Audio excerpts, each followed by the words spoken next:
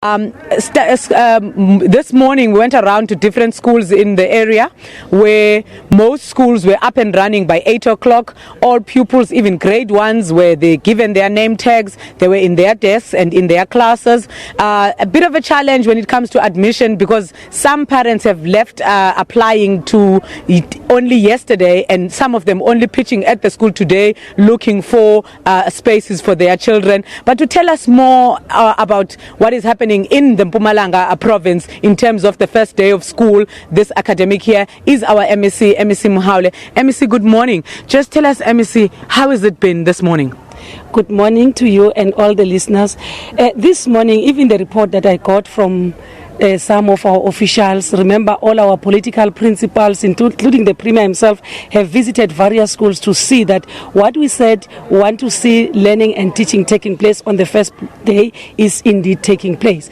So I've witnessed that here in this school today because all the learners came ready to go into their classes and teachers were ready also to teach. They have allocated subject timetables, everything, and the learners have books because as the department we distributed books by the end of October in 2016 to make sure that all the books are in schools, so there can be no learner who will say I do not have a book, I do not have a textbook.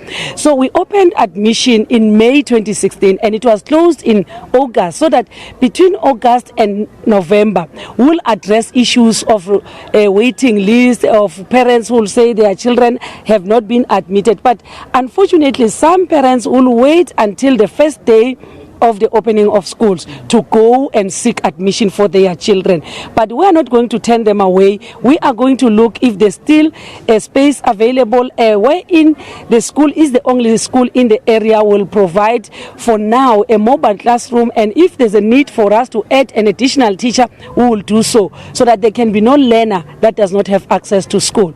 So I'm happy where I'm standing that everything is in place. Our teachers, all of them reported to schools on Monday and Tuesday, and they allocated themselves subjects and they drew up the timetables. They had their strategic planning. Today they are ready, and I want to appreciate the work done by the SGPs that they went to clean the schools. Most parents were in schools on Monday and Tuesday to make sure that they make the atmosphere to be conducive for the learners, that when they come, they jump straight into classrooms.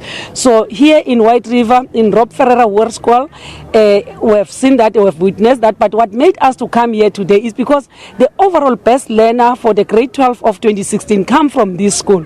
And also one of the top learners, because we identified them as top 40 this year in celebration of the student politics that started in 1976. So one of the top 40 learners also come from the same school. So we awarded them bursaries in the presence of all the learners so that they see that what we tell them, they become motivated. They see, when they say the overall best learner gets a car, indeed the car is here in the school. They've seen the car. When we say top learners will get bursaries regardless whether they have applied for, and this time we said all top 40 learners, their bursaries are not going to be confined to the dictates of our policy.